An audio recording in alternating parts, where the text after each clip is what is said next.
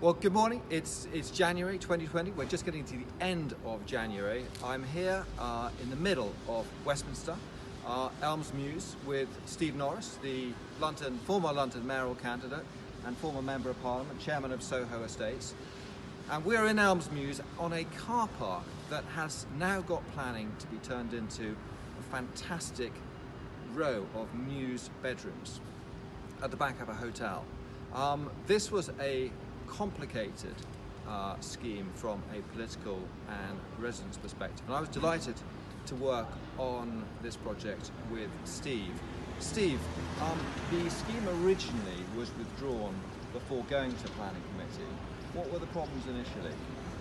Well, this is quite an interesting site because behind us are the backs, rather unattractive backs, of a lot of quite tall buildings which face onto Bayswater Road and Hyde Park.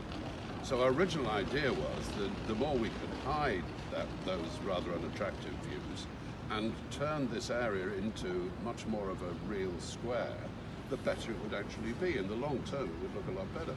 And we know, incidentally, that before the war, there were actually buildings on this site, and that the only reason it's been a car park since the war is because they were bombed, and when the rubble was cleared, they just turned it into a car park. So our original aspirations were, if you like, much more ambitious. It was very obvious that Westminster weren't happy with that. They kept talking about Mews-style development, and of course this area around the Hyde Park ward of London, just north of Hyde Park in Bayswater, is very well known for this kind of Mews-style property. And so we said, fine, we withdrew the original application, we redrew it in a way that we thought Westminster would like, and after a bit of the usual sort of negotiation, they said, yeah, we quite like the way you've now laid it out. I agree with you, I think it's going to be really exciting. One of the issues that we had was the residents. Some of the residents were not happy with the scheme. Steve and I met with Lancaster Gate Freehold. We also met with representatives from South East Bayswater Residents Association, and we discussed with them the detail of the scheme. And one of the issues that they wanted was a dedicated service bay, and Steve and I are pretty much standing on the location of the dedicated service bay. They wanted that. We also had discussions with them about traffic and access arrangements during construction and rights to light. And I'm pleased, Steve, that this scheme was actually consented in January. It was indeed, it was indeed. But just to be clear, what I think SB Broadway did really, really well was that they engaged, your team engaged with residents who I think mainly just didn't want the disruption. Every new building is going to disrupt somebody's life. Nobody likes the building going up next door to them. Because actually the new structure will improve this area, which is a little bit of kind of forgotten London, really, with quite high buildings around us on three sides and these rather unattractive backs of buildings behind us. But residents are entitled to say we don't like it, and they thought of all sorts of reasons to object. And what your people did, which I thought was really good, was they made sure everybody was kept in touch with what the developments were. They gave answers whenever they could to people's concerns. Obviously, some people are not willing to listen. They just don't want to listen, and they duly turned up. Westminster now does allow the promoter 5 minutes to explain their scheme, and it allows objectors 5 minutes to make their objections. And so we've got the usual stuff. It's disruptive, it's going to spoil the traffic around here. You haven't seen much traffic around here, and there isn't any traffic, but that's what they say. And fortunately, we've got a recommendation to approve from officers, and it was duly consented.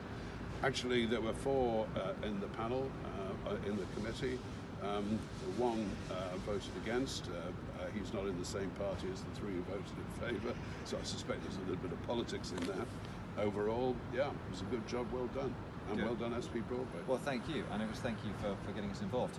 Now, Nikki Aitken, who was the leader of Westminster City Council, has gone on to be the Member of Parliament. She's now the Member of Parliament for the Cities in Westminster. There's a new leader of Westminster, Rachel Robertson, and Melvyn Kaplan continues as Cabinet Member for Planning and Regeneration. Are we likely to see any changes in terms of policy?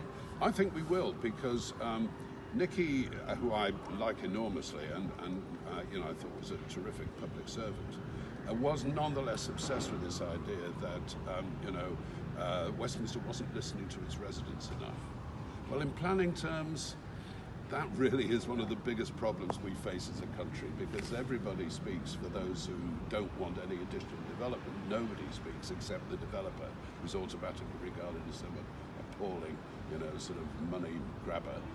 For those who don't have homes, or in this case who can't afford decent hotel rooms, and therefore just object. So I think the new regime, Rachel Robertson's an experienced business person.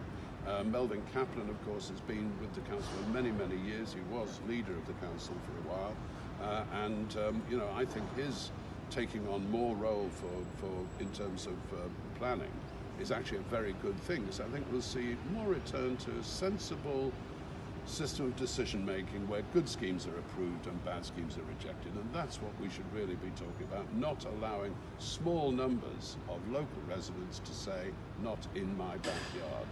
Famously NIMBY, that's what it is, not in my backyard, where otherwise you're going to put the homes that we know this country desperately needs, and particularly here in the capital city.